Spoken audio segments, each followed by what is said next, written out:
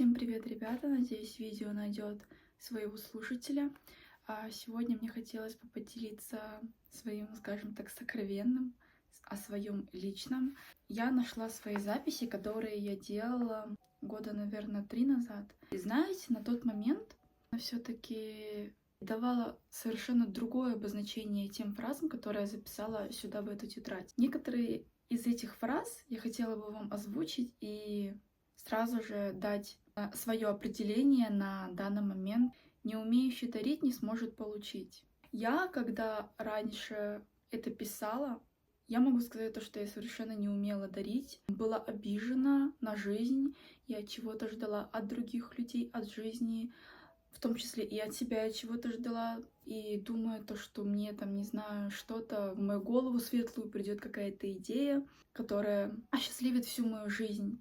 И знаете, я, может быть, это год назад начала отдавать что-то безвозмездно, не ожидая от других людей чего-то взамен. Я стала ничего не ожидать ни от людей, ни от жизни, ни от событий, которые происходят у меня в жизни, так и от хороших, так и от плохих. Беру ответственность только за свое восприятие жизни, и только за свои ожидания должна быть ответственна я, потому что никто мне не залезет в голову, не скажет, что ты это хотела. Я так и думал. Такое бывает в жизни, но это на таком нужно быть коннекте с человеком, чтобы чувствовать друг друга даже ментально. Это должна быть очень сильная связь. А если такое случается, то, согласитесь, не так уж и часто. Я когда вот это все прочитала, все вот эти фразы, я была в шоке, то, что у меня такое ощущение, то, что я их читаю впервые. Если вы научитесь не обижаться, значит, вы научитесь смотреть в сердце другого. Совершенно недавно, знаете, у меня произошло такое в жизни, то, что какое-то чувство мне появилось вот внутри, то, что мне нужно попросить прощения у всех. Неважно, что я сделала человеку, плохое, хорошее. Может быть, я ему вообще ничего не делала в этой жизни, а мы просто перестали с ним общаться. Мне захотелось просто сказать «извини» перед человеком. И знаете, большинство тех людей, перед кем я извинилась, они приняли мои извинения. И я сделала вывод, то, что значит, чем-то я их обидела. И только один человек сказал то, что тебе не нужно передо мной извиняться, ты ничего не сделала. Во-первых, я выключила все ожидания, то, что вот он должен передо мной тоже извиниться, либо как-то, не знаю, принять. Я была готова к тому, что человек может не принять мои извинения, сказать то, что к чему мне твои эти извинения спустя столько лет. Конечно, каково было мое удивление, когда я поняла то, что, оказывается, человек все-таки был обижен на меня. Может быть, где-то я и вправду провинилась перед ним, и он держит в себе где-то внутри эту обиду и не выпускает ее.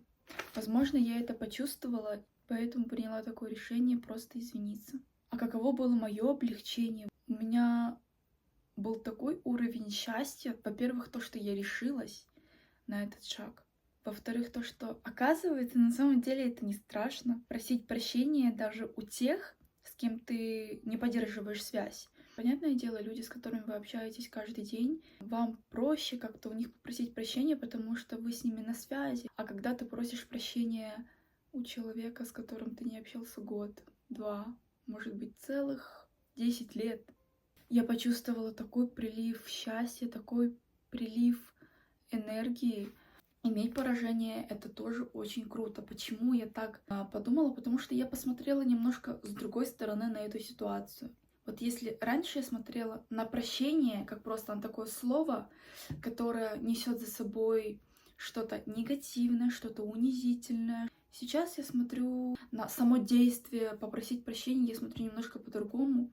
Это то чувство полной любви, чувство полного принятия себя, людей, все обстоятельства, все свое прошлое, будущее, нынешнее, через позитивное мышление, это слово прощение, то моя жизнь стала налаживаться. Мне нравится находиться в том состоянии, в котором я нахожусь сейчас. Это очень круто, правда. Конечно же, по сей день у меня есть это чувство обиды, но я понимаю то, что оно не такое сильное. Когда мне, допустим, было 15 лет, Я очень сильно обижалась на людей, я их не понимала, я от них закрывалась. Все больше входила в непонимание, почему люди со мной так поступают. Сейчас же я смотрю на это немножко с другой стороны, и мне очень нравится этот тип мышления. Он более мудрый, более открытый, более понятливый. Люди и мои ожидания — это немножко две разные параллели, которые никогда не соприкоснутся. Но мне безумно приятно то, что я решилась на тот шаг. Решилась взглянуть своим страхом прямо в глаза. Суета порождает глупость. Хочу, чтобы каждая фраза, которую я вам озвучила, вы останавливали видео и прочувствовали вот здесь вот, что вы чувствуете, как вы понимаете это выражение не головой, а в первую очередь сердцем. Когда вы начинаете размышлять, что-то придумывать, это уже ваши мысли, которые они навязывают вас.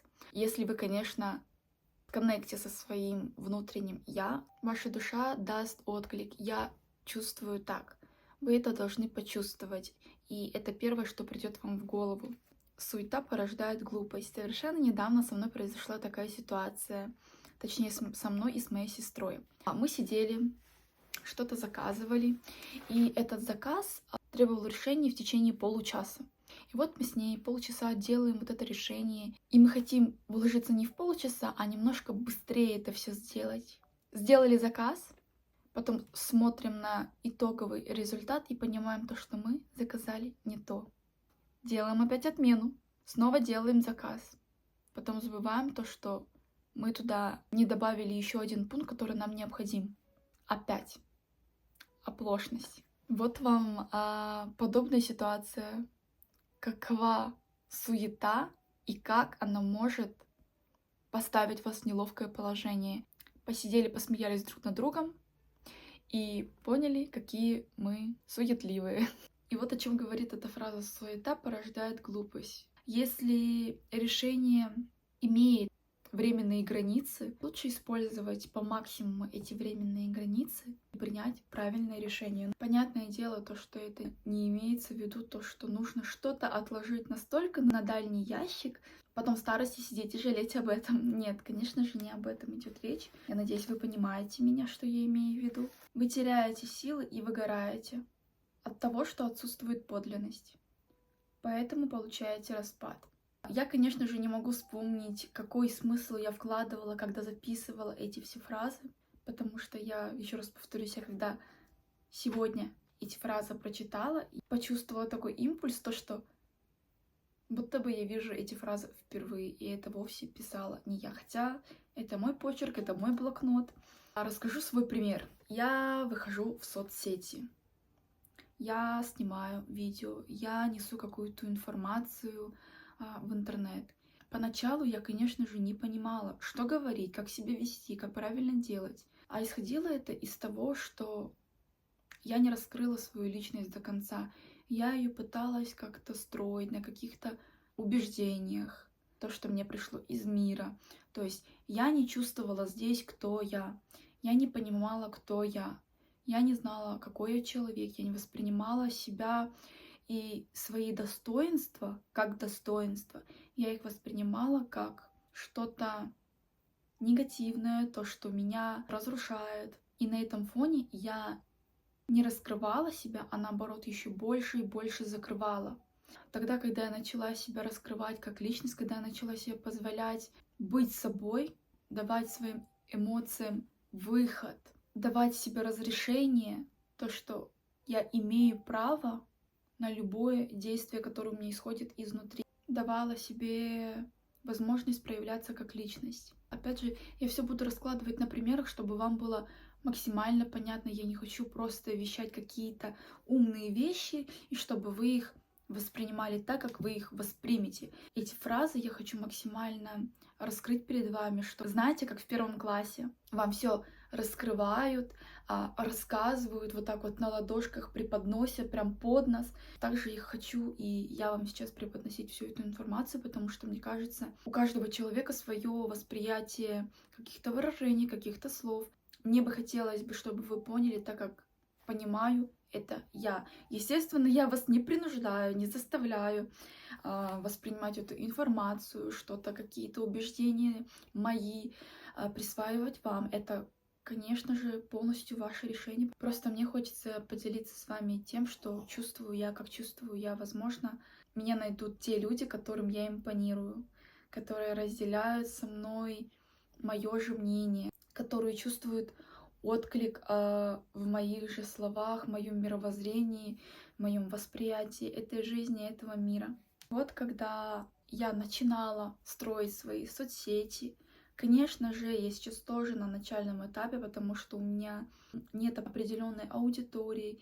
Есть люди, которые меня поддерживают. Кстати, большое спасибо вам от всей души, правда, я очень ценю, когда вы пишете комментарии, когда вы откликаетесь, когда вы лайкаете мои видео. Для меня это очень большое счастье. Я очень рада то, что вы находите в моих видео что-то позитивное, что-то хорошее. И да, спасибо. Я не давала себе раскрываться полностью как личность, и из-за этого я впадала в ступор, когда я задавала себе вопрос, как мне себя вести? И то есть в моей голове уже начали строиться какие-то образцы. Я должна.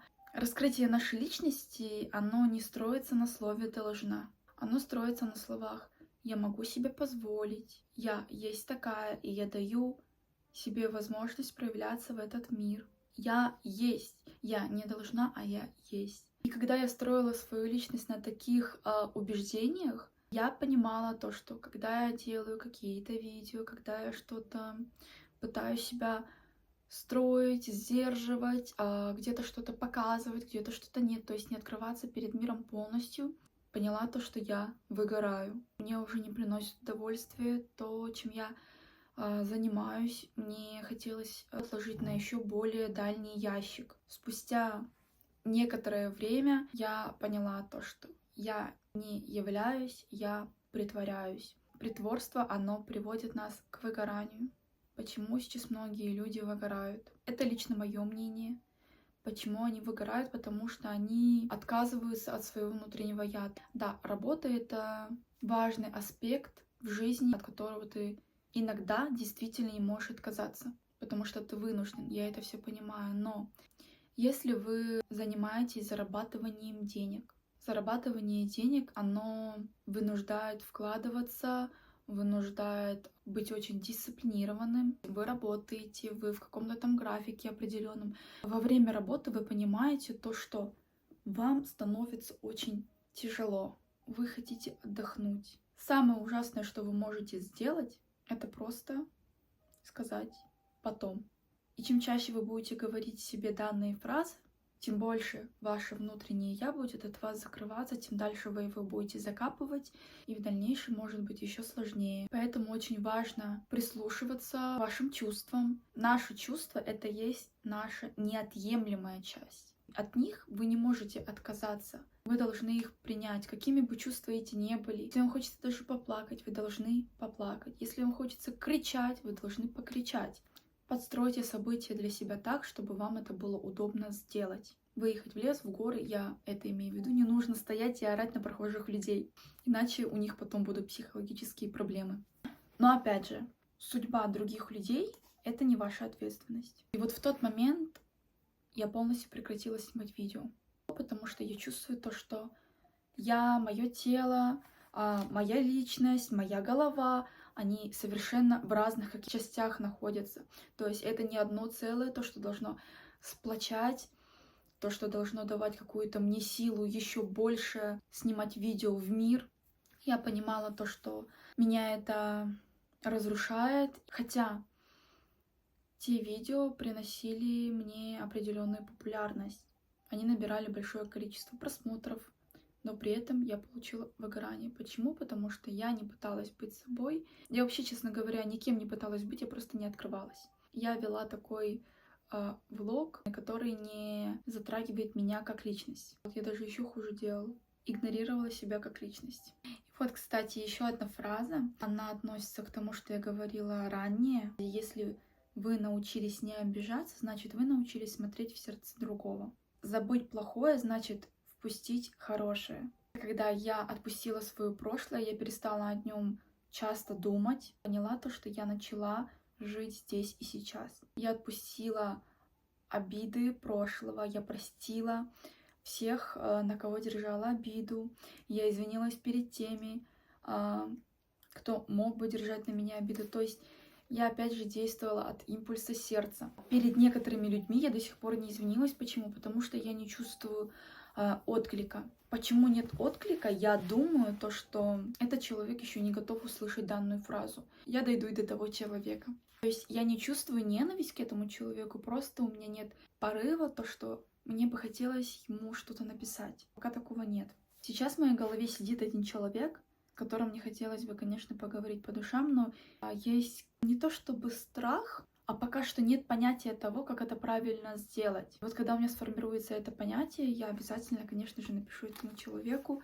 Я этого человека, кстати, уже видела, когда я думала о нем, когда мне хотелось перед ним извиниться, что-то сказать. Я встретила этого человека совершенно случайно, в совершенно неожиданном месте для меня. Зато теперь я знаю, как этого человека найти. И вот когда я отпустила плохое, в мою жизнь начали заходить и хорошие события, хорошие моменты. А я себя чувствую на данный момент, уже, наверное, в течение какого-то определенного времени, я себя чувствую счастливее, чем раньше. Я это счастье искала где-то, в чем-то. Мне казалось, то, что я должна чем-то таким заняться, то, что меня будет вдохновлять.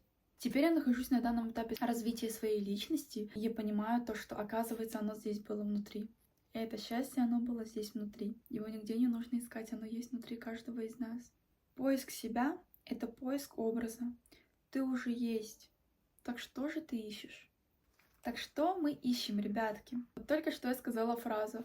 Оно есть все внутри нас. Это счастье есть внутри нас. Не ищите, не стройте себе какие-то идеалы. Не понимаю, когда люди себе ищут кумира. Почему я этого не понимаю? Потому что это полное принятие того, что ты пытаешься разглядеть в другом человеке.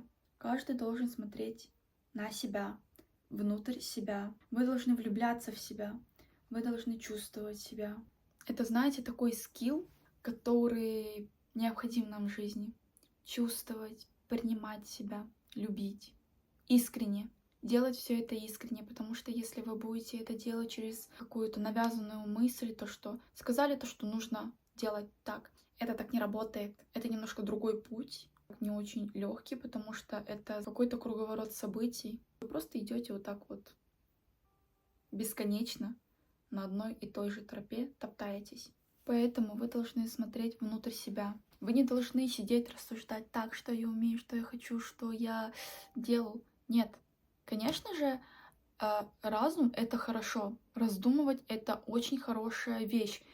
Но в определенных каких-то дозах. Если мы будем думать 24/7, наш мозг может взорваться. Это невозможно, вы даже не можете спать нормально. Поэтому я бы не советовала думать 24/7, потому что можно столкнуться с таким понятием, как бессонница, а там ничего хорошего вы не найдете. Не ищите кумиров, не ищите, а раскройте кумира в себе. Раскрывайте себя, не бойтесь своих чувств. Если кто-то вам говорит, то, что вы медленный, скажите прямо: да, я медленный, я такой. Это мой плюс. Я вот, допустим, я по натуре очень медленный человек, и раньше я это смотрела как какой-то недостаток, потому что мне все говорили: ты такая медленная.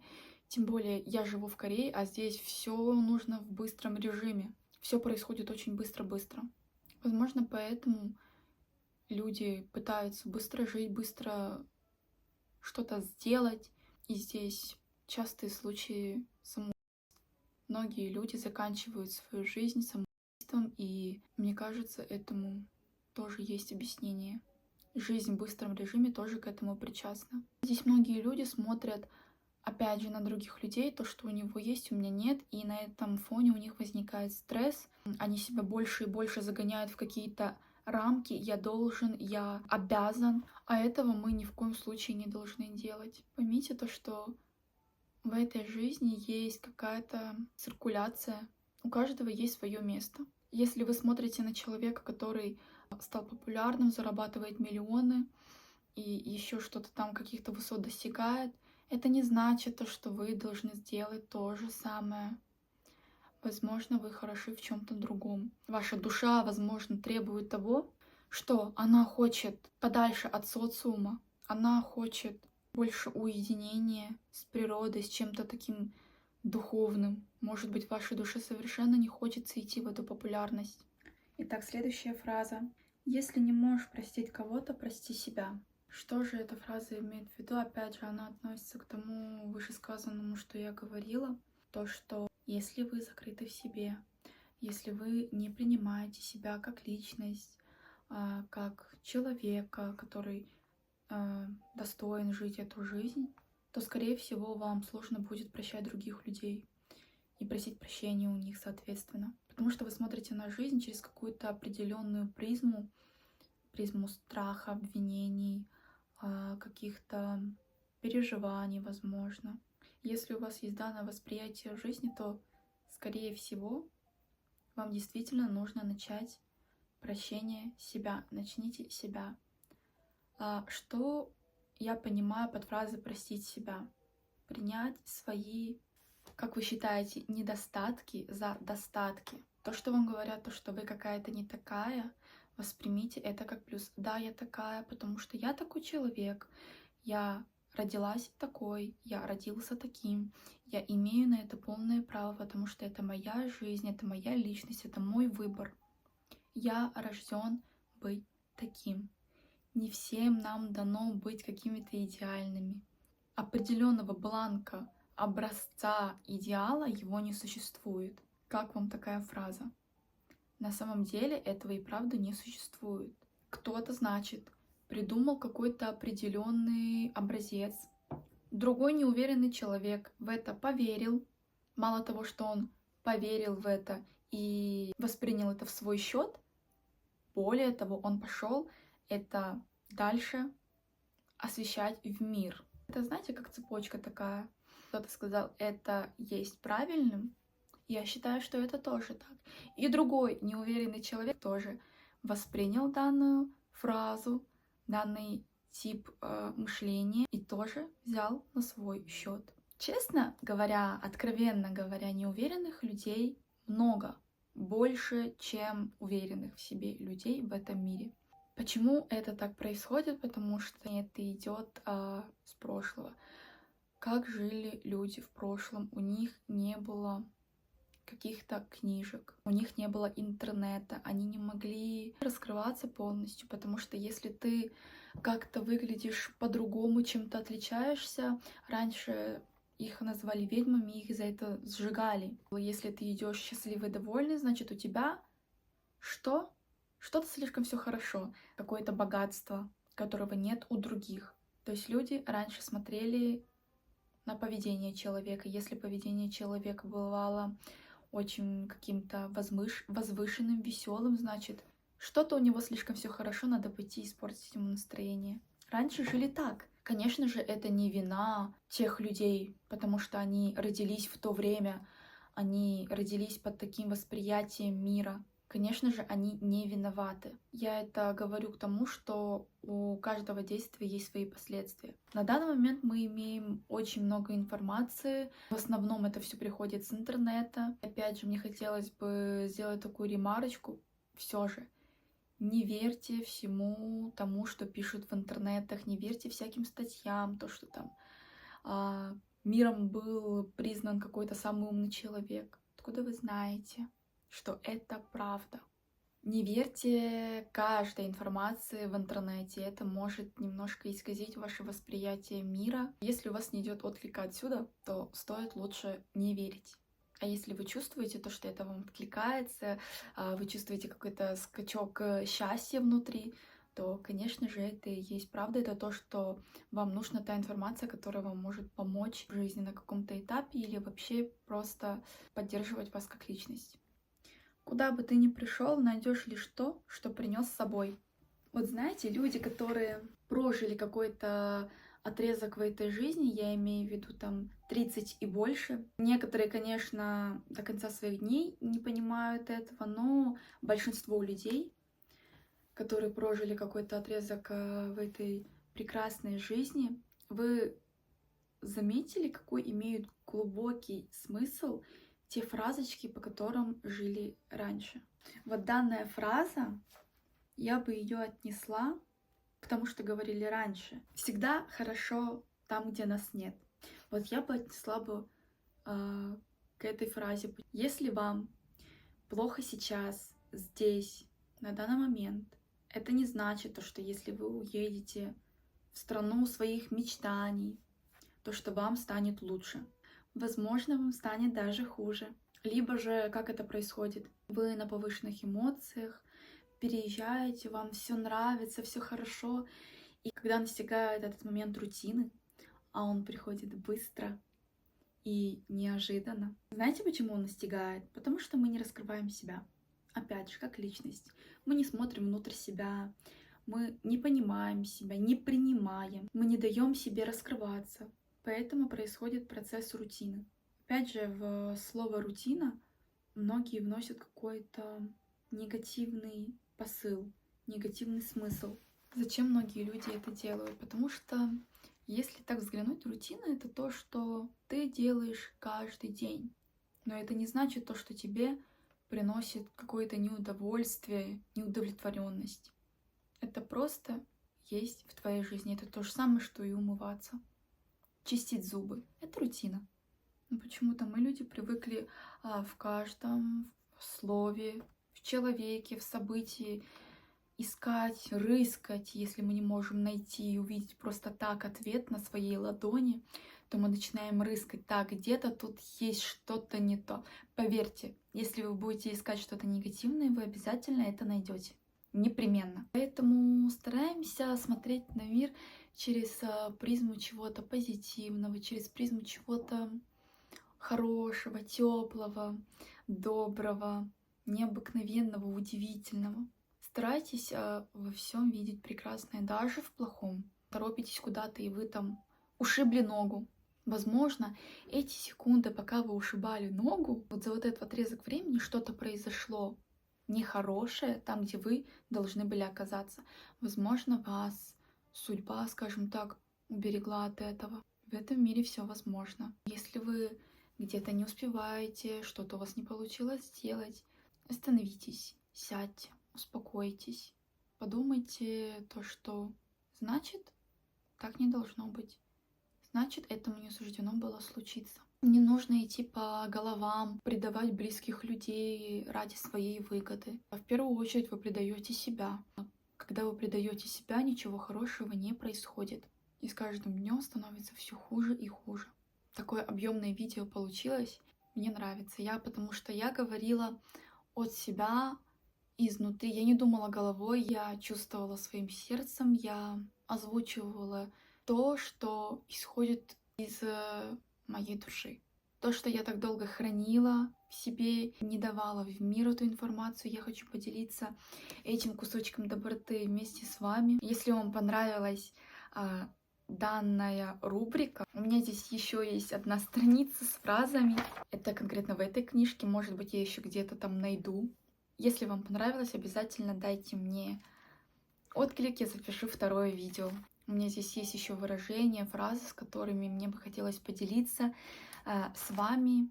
Знаете, я записала это видео, и я сейчас на таком уровне счастья.